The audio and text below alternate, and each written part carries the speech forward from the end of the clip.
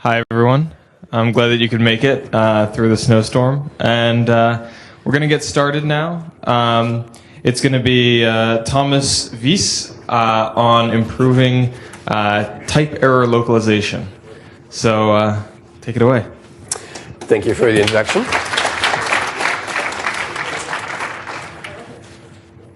Yes, I hope you didn't expect to get away without the proper New York winter experience while you're here.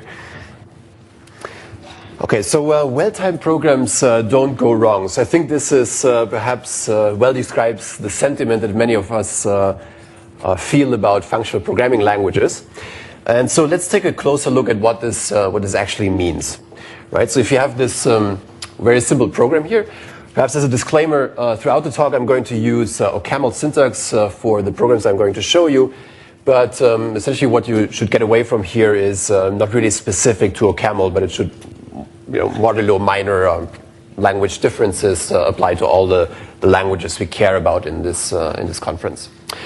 Okay, so if you look at this program here, then we have sort of the traditional definition of a factorial function, and we'll be applying this to a string, right? And well, since factorial expects an integer, we would expect that this program actually goes wrong. Now, if we have type annotations, then the compiler can, or type information, the compiler can infer for us that, well, there is actually a type error here, and when we want to execute this program, we get stuck, and we can detect this at compile time. So this is great. And, well, if you perhaps talk to a JavaScript programmer, for example, then he might say, well, I mean, I don't really see the problem here. I mean, hello, it's not a number, but, it can convert it to a number. Not a number, but anyway. And so then it's perfectly fine to execute this program. It's not going to terminate, but it's also not going to get stuck, right? I mean, we can argue that this is a little bit of an insane reasoning, but there's a point here, right? When we say programs get stuck, essentially there should be a runtime error when we execute it, and termination technically is not a runtime error. So this is fine. But of course, we can perhaps show a slightly more interesting program. So this is the typical compose function that takes two functions f and g and then composes them together to a new function. And so in this program here, we are applying this function to numbers 3 and 4, even though this function obviously expects functions as arguments. And so again, if we have type information, we can detect this statically at runtime. And believe it or not, even JavaScript doesn't allow you to call a function with a number if it expects a function as an argument. So eventually this is going to bite you when you want to execute this. Okay, so now even the JavaScript programmer may still have some reservations about this program here. You'll probably say, well, if I have to put all these type annotations in here, then that's just way too much work, and I'll rather risk my program crashing than writing all these nasty annotations. And so of course, this is, I think, where the type systems of the languages we care about really have a great sweet spot, right? Because they provide you automatic type inference. So you really can sort of have our cake and also eat it.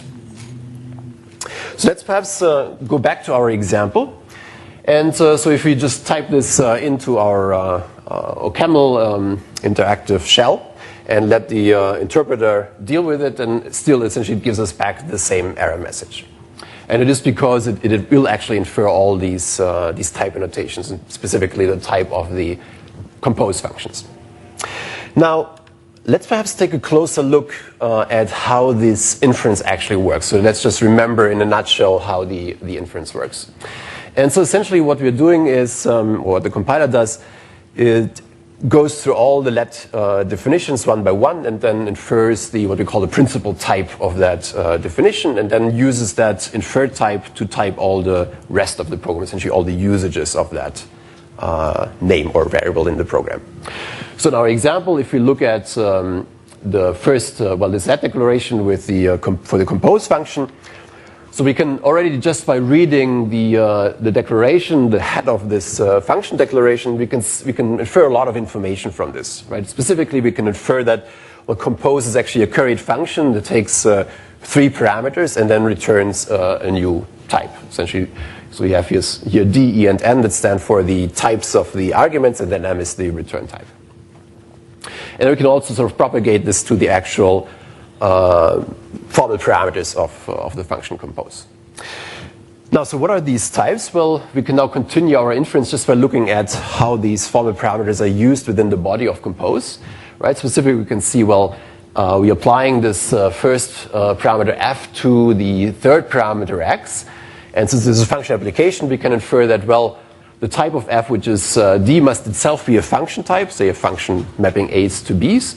And since it's applied to x, well, the type of x must actually be equal to a. Right?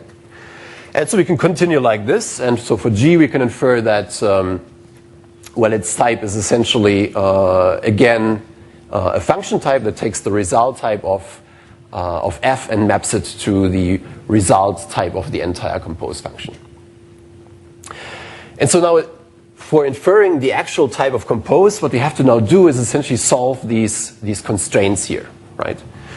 And so this essentially boils down to sort of mapping the type variables to these inferred types that we get on the left-hand sides of these equations. And then, of course, we want to somehow normalize these guys so that the stuff that appears on the left-hand side doesn't also appear on the right-hand side. Right? So, for example, here we have k occurring on both sides. And so, of course, we can just substitute this occurrence by b, and then we get essentially our solution for the constraints.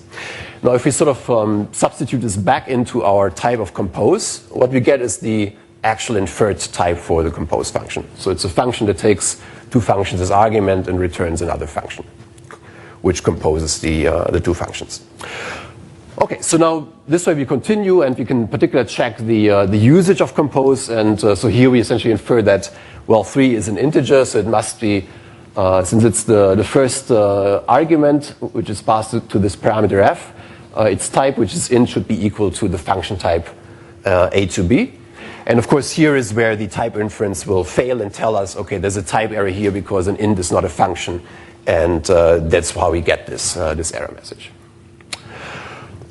Okay, so there's a few things to take away from here. So essentially, we have type inference, and type safety is still statically guaranteed. So even though we don't need these type annotations. And another great thing about this is that type parameterization, essentially polymorphism, comes essentially for free from the inference. Right? We have seen that the compose function was essentially still parametric in its some of its types, and so we can use it in different contexts with different instances of its generic type. And so, in particular, the actual inference is efficient in practice. So we really can use this for type checking, programs in practice.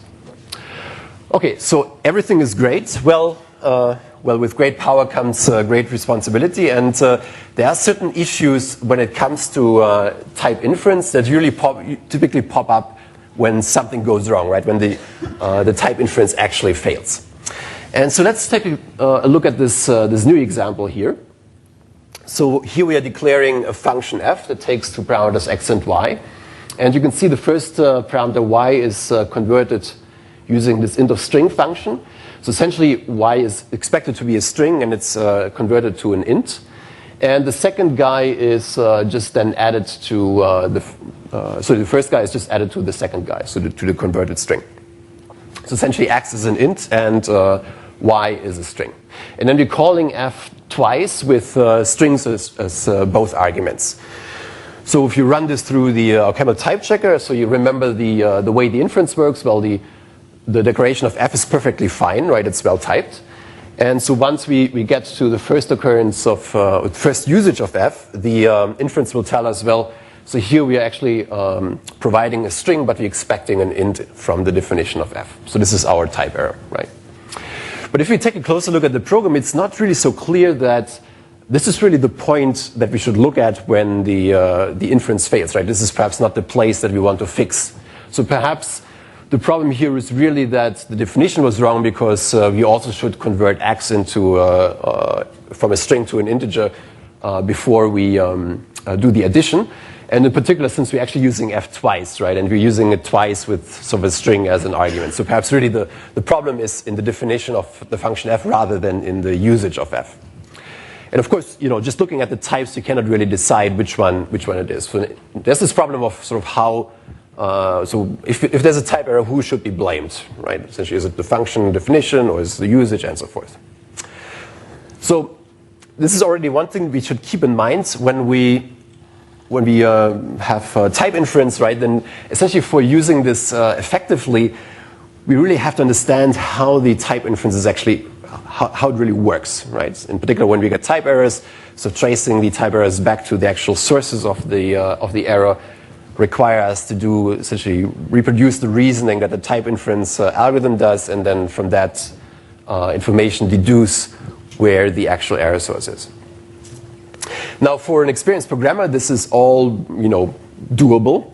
But of course, if you're a novice programmer who has perhaps learning the language, then this is extremely hard. And I'll show you another example that is actually taken from a student who's learning the OCaml language. So don't ask me what this program is doing. But anyway, so it has a type error. So if you look at what's going on here, so if you run this through our type checker, it will tell us, or what is the kind of inference it's doing. Well, what you can see here, we have an if then else statement, and here we have the expressions of the two branches. And so print string in OCaml returns unit, and since we have this is the else branch, so we can infer that the type of the then branch also must be unit. And since that's the ACC is the parameter up here, we can infer that ACC must have type unit. And so this guy down here is actually flowing into ACC. So this is a list of pairs of floats. And this is where the type checker will complain, essentially telling us, well, this is, I'm expecting some list and, sorry, I'm expecting unit, but you're giving me a list. And so there's something wrong here. And I'm sure that the student who was getting this error message was completely confused, because this error message here doesn't help you at all fixing the problem, right?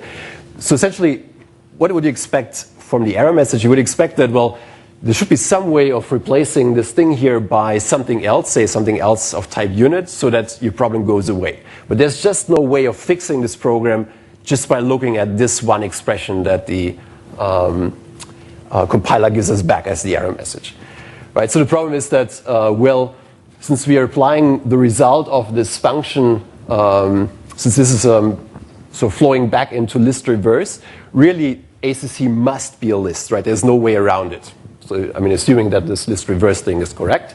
And also there's actually some type annotations up here that tell you something about the return type of the whole thing. And again, from this you can in principle deduce that the type of ACC really must be a list. So there's no way around this. So the compiler should really tell us, well, this is where the problem is in the program. So the question is sort of how can we deal with these types of issues? How we can improve the precision of and the usefulness of type error messages.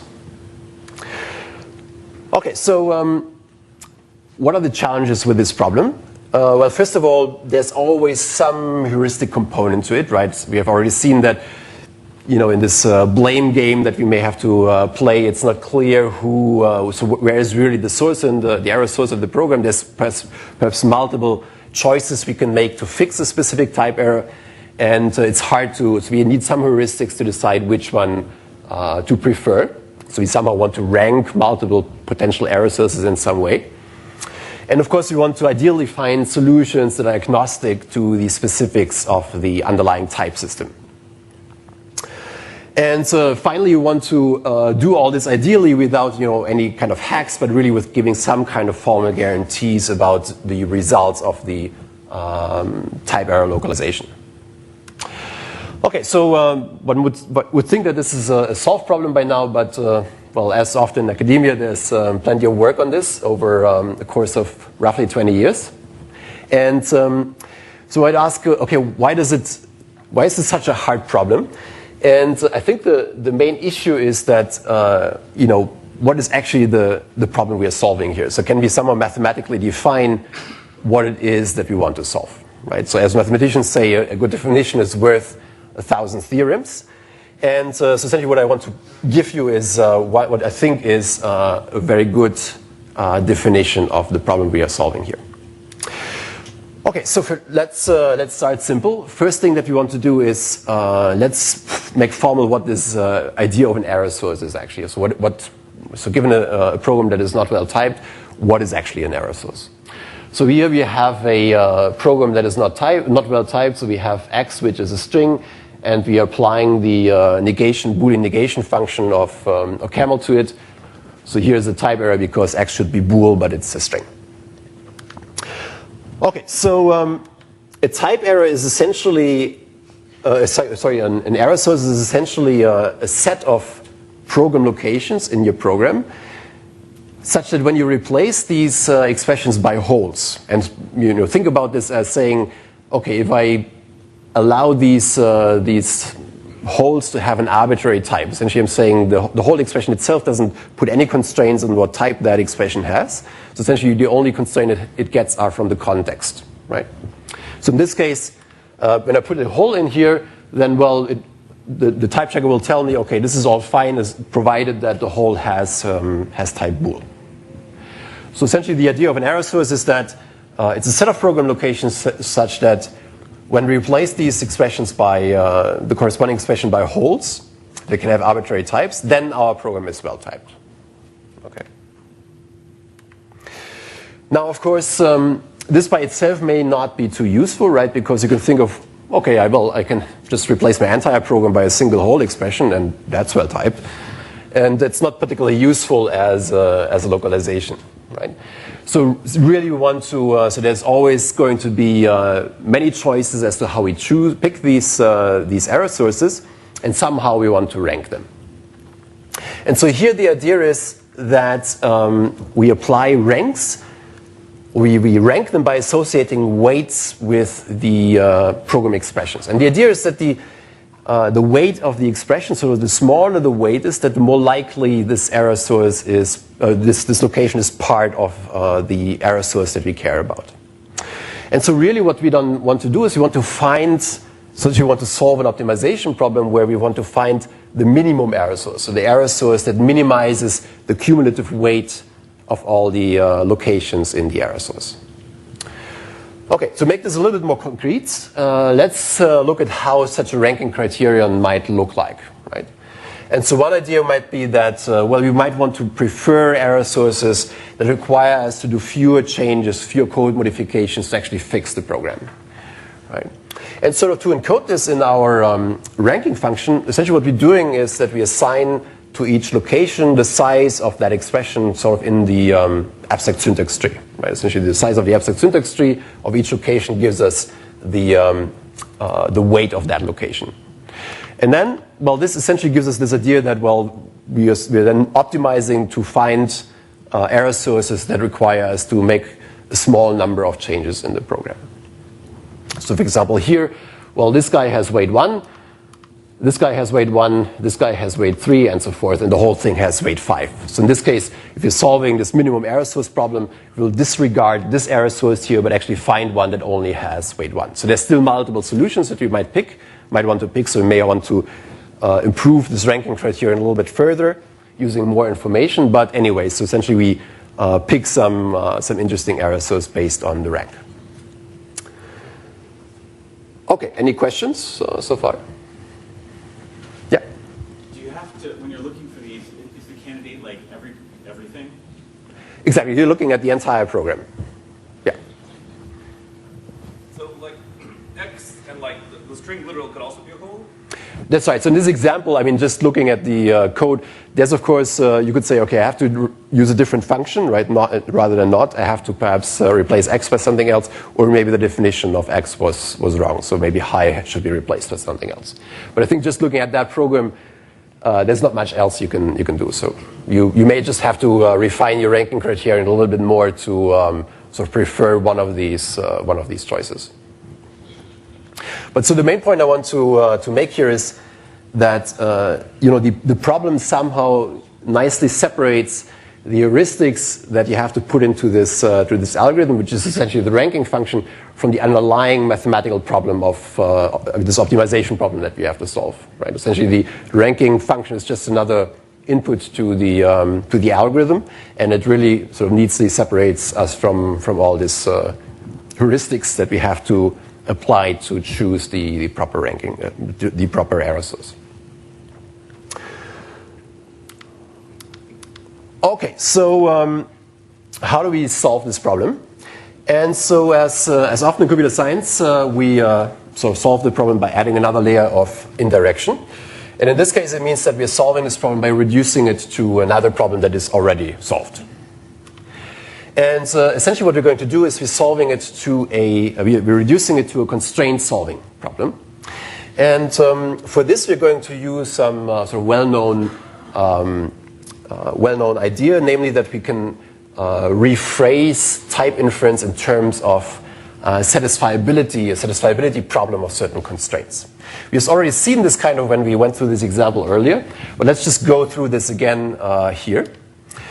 So the idea is we look at the entire program, and then we sort of traverse the entire program, and while we do this, for each location in the program, each sub-expression, we are going to infer some equations that generate, that somehow give us information about the type of that expression. Right? So essentially here we're telling us that the type of the entire let expression, which is given by this type variable alpha let, is equal to whatever we get from the result of the body, which we denote by this type variable alpha O. So essentially we associate a type variable with each sub-expression, then we relate them using some equality constraints.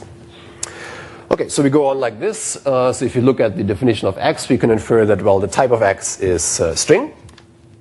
Then for this application here, which we denote by alpha app, we can infer that, sorry, this is actually the type of not here that I'm writing down. So the type of this is actually a function from some input type alpha I to some output type alpha O. So you can already see now the output type of this function here is related to the output type of the entire expression, right? And so on. So in particular, the type of alpha app is the actual type that we previously inferred for alpha not from, say, the standard library. And the type of alpha I here must be alpha x because x is applied. X is what we apply this function to. And then finally, this is kind of not in the program itself, but it's some information we get from the standard library that the type of not is actually a function from bool to bool. Okay, so the first observation is that essentially a program is well typed if and only if these constraints that we infer from the program are satisfiable. So essentially we have to find some assignment to the type variables, the alphas in the constraints, and if we can find such an assignment that makes all the equations true, then our program is well typed. Okay, and let's see it in this example. So since the program is not well typed, the constraints should really be unsatisfiable, right? And we should be able to prove this. And essentially we just have to do some simple equational reasoning for this. So for example, if you look at these three constraints here, so we can match up alpha not with alpha app up there, and then we can match up these two functions. And from this we can infer this equation here. From this we can infer that alpha I and alpha O are of type bool. And then together with these other guys here, we can infer that string must be equal to bool, and this is essentially where we are doomed, right? We get a contradiction. Okay, so indeed the constraints are unsatisfiable, and you can see. So essentially, what we want to do is when we want to find when we want to localize type errors, we essentially look at these proofs of unsatisfiability and want to somehow trace back where the conflicts sort of come from in the program. Okay, so now to get to the actual solution, we have to I have to give you a little bit background about the actual problem we are going to reduce this to, because at the end of the day, we are going to solve an optimization problem. And here, when we talk about constraint satisfiability, that's a decision problem. So we somehow have to get from a decision problem to an optimization problem. And so let's start with something very simple. So we have, so all of you know the subproblem, right? Traditional propositional satisfiability. So we have, as an input to the problem, a set of clauses in propositional logic. So it's literals made of propositional variables and then negations, and then we have disjunctions of those and conjunctions of those.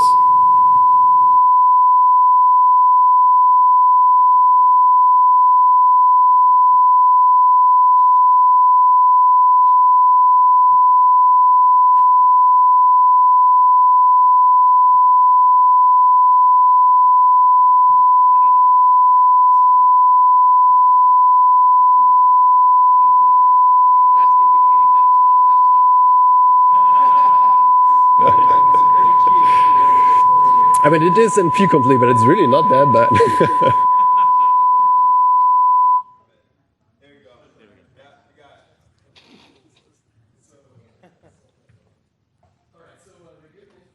Microphone. He's back on. Sorry? Okay. So we are given as input a set of clauses, and the output is essentially either a satisfying assignment to the propositional variable that makes the input problem true, or it tells us, well, the problem is unsatisfiable. And so we can turn this into a optimization problem, which is called weighted MaxSAT. And so here the idea is, in addition to the set of clauses, we also get a weight function that assigns a weight to each of the clauses. And then what we want to get as output is essentially a satisfiable subset of the input clauses that maximizes the cumulative weight of the clauses in the set. Okay, so in this example, for example, if we drop this guy, we get something that's satisfiable, and then that actually maximizes the cumulative weight of the remaining clauses. Okay, so well, SAT is not exactly what we want, but rather what we want is a problem called satisfiability modulo theories, or SMT, probably. So you have heard a little bit about this yesterday. So what really is SMT? Well, you could think of it as SAT on steroids, really. So essentially now, instead of having just propositional variables, we are replacing them by atoms in first order logic, right? And these atoms are interpreted in some specific first order theory, right? So for example, here we have this this bunch of clauses here, and so you can see there are some of these atoms are, say, in arithmetic, linear arithmetic, and say some others just talk about some function f, and we don't really care what function this is. We just care about the fact that it's actually a function. And so SMT essentially is the problem now. Well, is the set of clauses satisfiable in first order logic modulo the given theory that we care about, right? And the theory is also part of the input. Okay, so then the first observation is that essentially type checking is the same as satisfiability modulo the theory of inductive data types. Okay, and the nice thing is that, well, there are solvers, essentially SMT solvers like say Z3 or CVC4 or Yikes. They already have solvers for inductive data types, right? So essentially we can just off the shelf use them in principle for type checking functional programs where we have type inference. So that's great. But of course we want again to do this optimization problem. And so we have to now move from SMT to essentially the correspondence of weighted MaxSAT, which is then weighted MaxSMT. And it's exactly the same idea. So we start off with a set of clauses. We rank them by some weight function. And then what we want to compute is a satisfiable subset that maximizes the cumulative weight. So in this example, for example, if we drop the third clause here, then we get a satisfying subset, and that's also maximal in terms of its cumulative weight. Okay, so now how do we do this reduction from the problem of finding minimum error sources to weighted MaxSMT? And basically we follow, first of all, this idea of generating all the constraints from the program, right? We have done that before. So this gives us our, since this guy is not type correct, we get a set of constraints, a set of clauses that is unsatisfiable. And you can already see that, so in principle what we want to do is now just map these weights on the location back to the weights on the constraints, and then solve a weighted MaxSMT problem. So it's not quite so simple because we have to somehow encode also the structure of the program. So for example, the idea of, well, if we replace the entire program by a whole, then in principle it means that we sort of drop all the constraints we have here, right? We have to tell this to the solver. So you have to do a little bit more work. And so the idea is essentially that we add some propositional variables that somehow guard all the constraints, and then we nest them according to the tree structure of the program. And this way we generate a formula that exactly encodes the original type problem. And if we assert that all these propositional variables are true, then essentially we get back the original problem, right? Essentially this tells us, well, if we now find a solution to this constraint here, then again, the original program should be type correct. And so now that we have guarded all these these typing constraints, really what we want to do is we want to assign this upper part here, we have all these nasty implications. We want to just say, okay, this has infinite weight, right? Essentially, never throw this away. And then all these propositional variables down here that sort of stand for the whole expressions, they get assigned weights according to a ranking function from the that we get for the original program. So essentially, each of these variables stands for one location in our program, and then we just assign to it the corresponding weight from the weighting function for that program location. And then when we solve the weighted MaxSMT instance, then the solution will, for example, tell us, well, we have to drop out the TI. And that really corresponds to putting in, so essentially we have to set TI to false. And it really corresponds to saying, well, we have to replace X in the program by a whole expression. And this gives us a solution that is well typed. So the remaining thing is satisfiable, telling us that if we replace X by something else, the program will be well typed.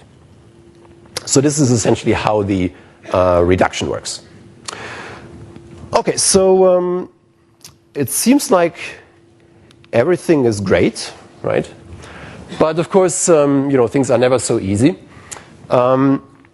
We might think back about what is actually the computational complexity of the type inference problem. And this may come as a surprise to some of you.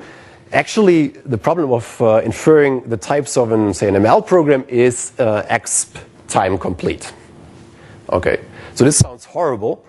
Although in practice, you never notice this. The compiler usually is pretty fast in inferring the types. But you can write some, rather small programs that will essentially send your type checker into oblivion.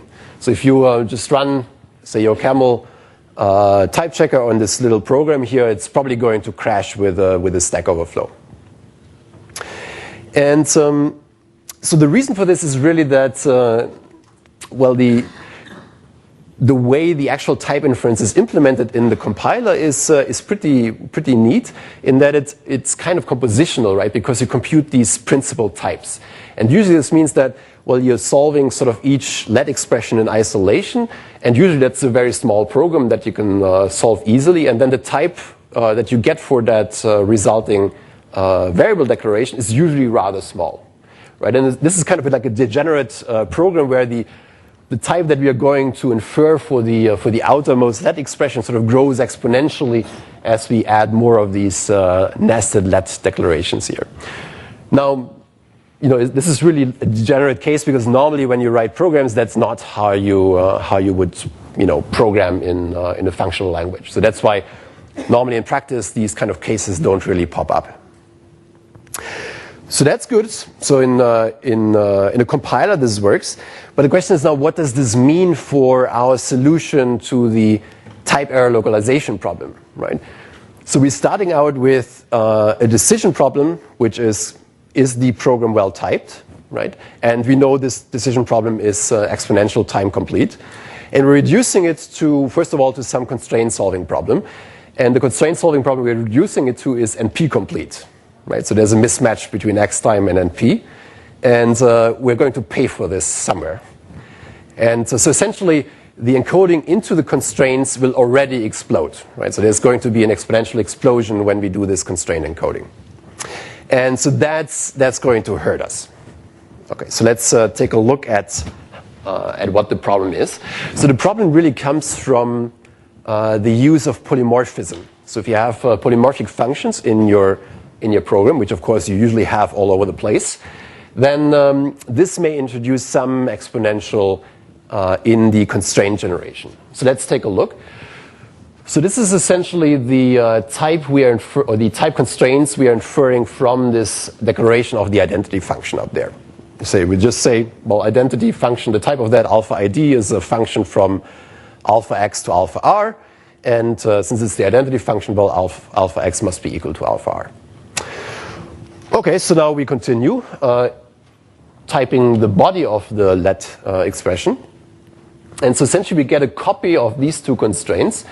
And what you see here in particular is that each of these two sets of typing constraints has a copy of the constraints that we generated from the body of the declaration of the identity function. So the idea is whenever you use a function that is declared in a let expression, then you have to somehow make a fresh copy of its constraints that you generated for its definition.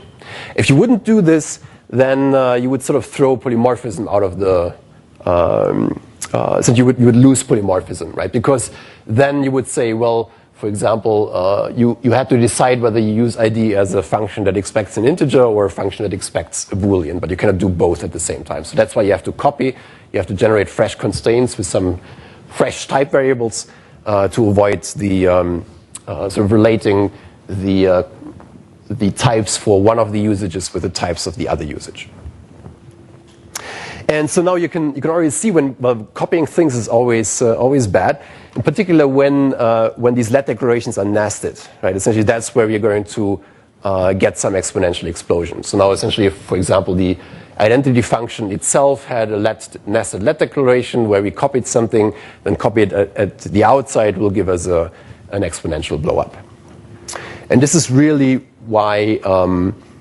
So this is really bad because when we do the constraint generation, we sort of do it naively on the program, and essentially now, even if you have a program that the compiler can type check in efficiently, right, because it does this modular computation, this is not going to work for this constraint encoding because it's just going to blow up.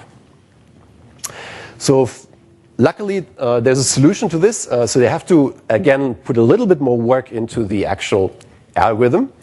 And so I'm not going to show you that part, but the basic idea is essentially that we build into some of these ideas of doing the compositional type checking into the constraint generation. And you need to do some sort of clever bookkeeping because the problem is that when you do this computation of the principal types, right, when you have a declaration of a let variable, then when you solve its constraints, you're sort of throwing away all the details about its declaration. Right? So for example, here when we infer that the identity function is a function from alpha to alpha, then we are sort of, this is what the type checker is going to infer. It's throwing away all the information that we know about the actual body. Right? And so if there's a type error that we have to sort of trace back to the actual definition of for example, a polymorphic function, then we're going to lose that information if we do this computation of principal types. And so if you still want to have some formal argument that our program is, or our algorithm is going to solve this problem of finding the minimum error sources, we somehow have to keep track of this. So essentially the idea is to do this compute these principal types, and then if you get a type error localization that somehow depends on one of these polymorphic functions that for which we have computed principal types, then we sort of expand them lazily and iterate the whole computation. And it's kind of nice to do because these solvers they support incremental solving, so we can sort of give it a formula and say, okay, is this satisfiable? Give us back a solution. And then we can perhaps add some more clauses, some more constraints, and solve again, and so forth. And using the information we have already inferred from previous runs. Okay, so you can read the details in our papers. I just want to give you like a brief idea of how you would use this in an actual compiler infrastructure. So what's nice about this is that it doesn't require all that much work to actually build this into a compiler. First of all, you don't really have to interfere with the actual type checker. You can, whenever you type your program, you can just use the standard type checker, and only if you have an actual type error that you want to localize, you can use this technique. And so the second thing is that when the type inference runs of the actual compiler, it's anyway doing this type constraint generation implicitly while it's doing the solving. So essentially you just have to hook in to the type checker at that point and just generate the actual typing constraints. Yes? Is your algorithm deterministic, or do you end up having to do some backtracking? No, it's so the solutions are not necessarily unique. So if that's the question you may have.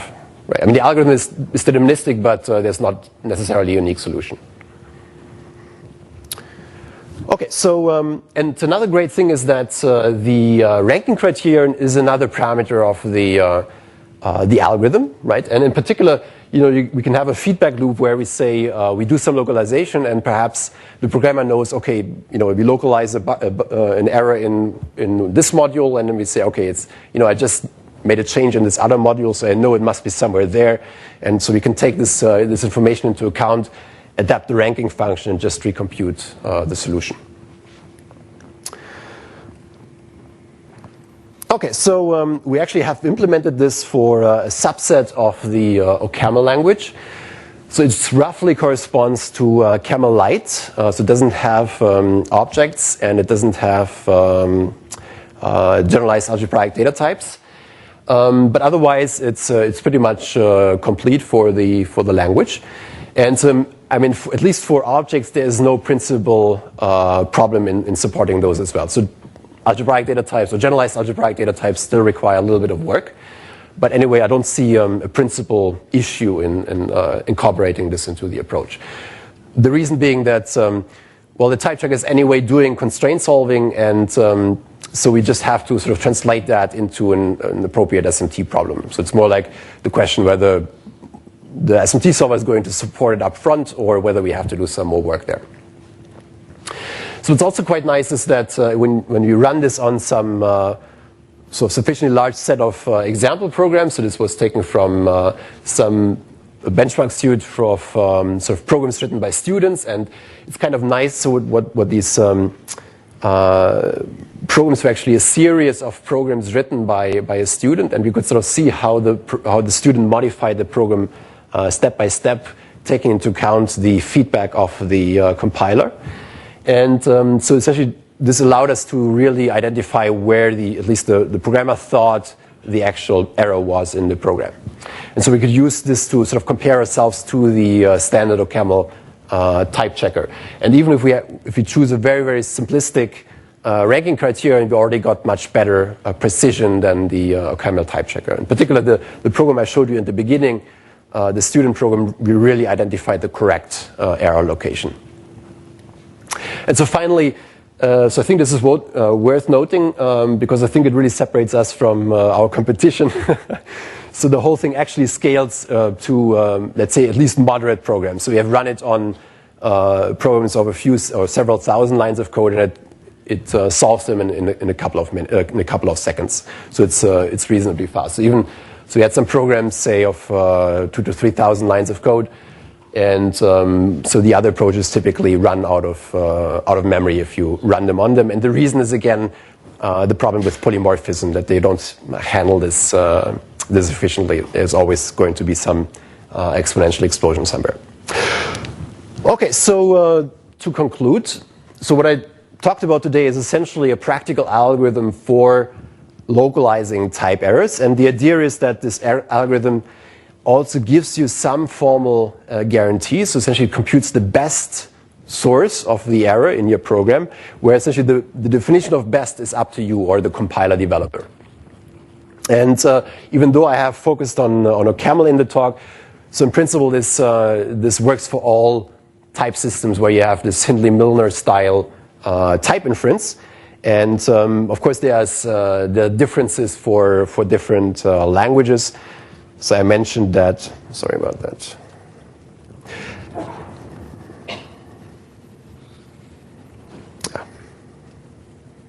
So I mentioned that generalized algebraic data types are not yet supported, so there's some more work to be done. Also, if you have more expressive type systems, say like dependent types or refinement types, we don't support this quite yet. But I think it's promising because we do this reduction to SMT. So essentially, all the constraint solving is done modulo some theory. And well, if you have a more expressive type system, say you want to talk about the length of lists and so forth, then we just have to plug in another theory to reason about, say, linear arithmetic, and then can solve these constraints as well. So in this case, in this sense, the actual algorithm is kind of modular in the type system. Okay, and this switches off again, so I'll use this to finish my talk. Thank you.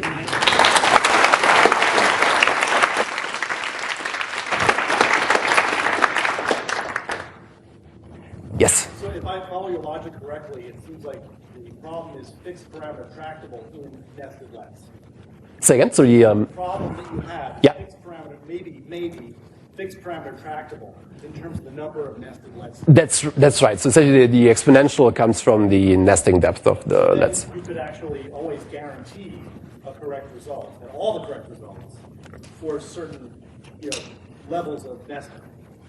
So you mean if you did the compositional reasoning, or if you did because you could say that the exponential comes from not having parameter, but if you said okay for anything under whatever 10, you could still guarantee all. That's right.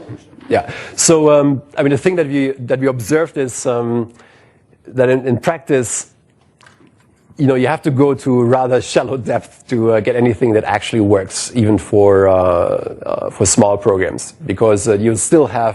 I mean, even if you just have like say a polynomial explosion in degree 3 or so, it's already going to be too much.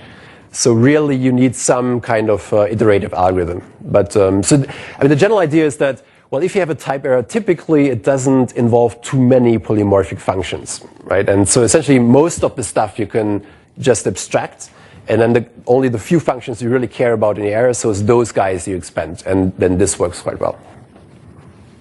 Yeah. So, could you go up to the mic, please?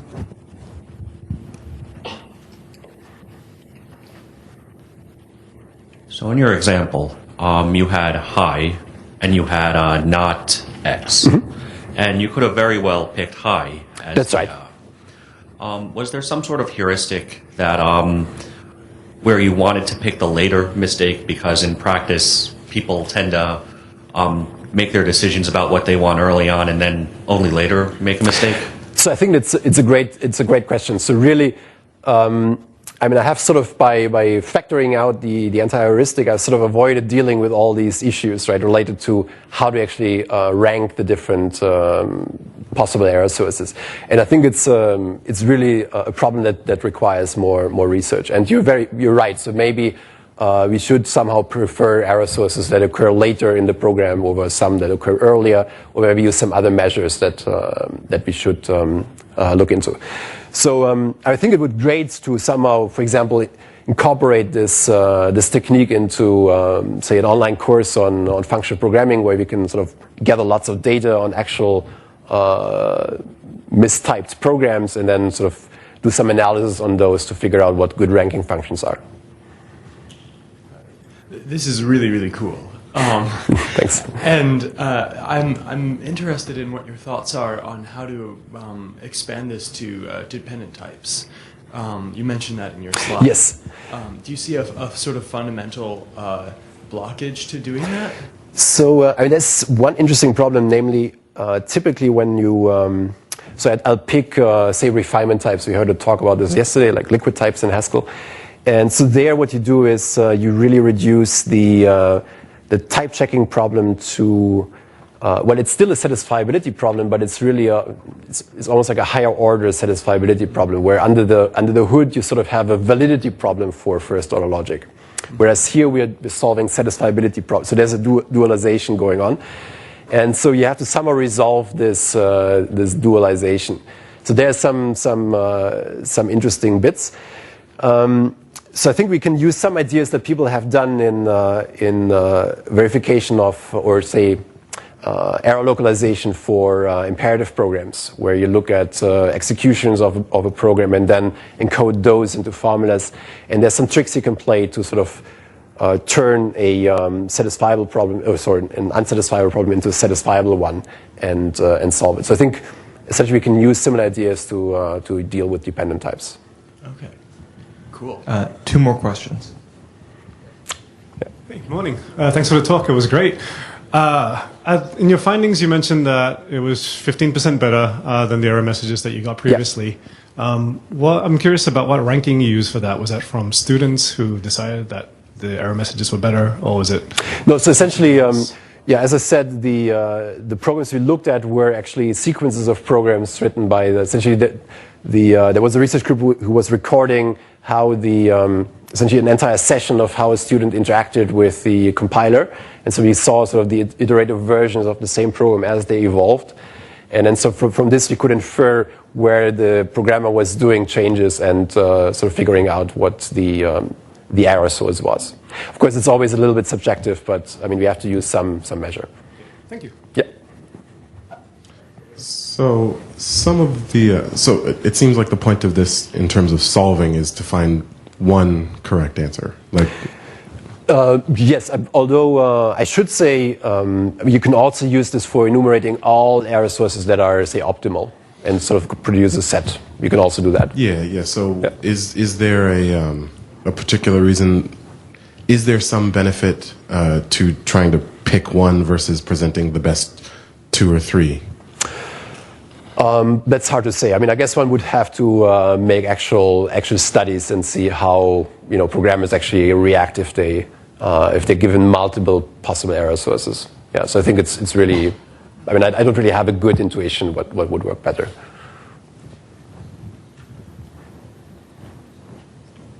Any more questions? All right. Yeah. Thank you. Thank you very much, Thomas.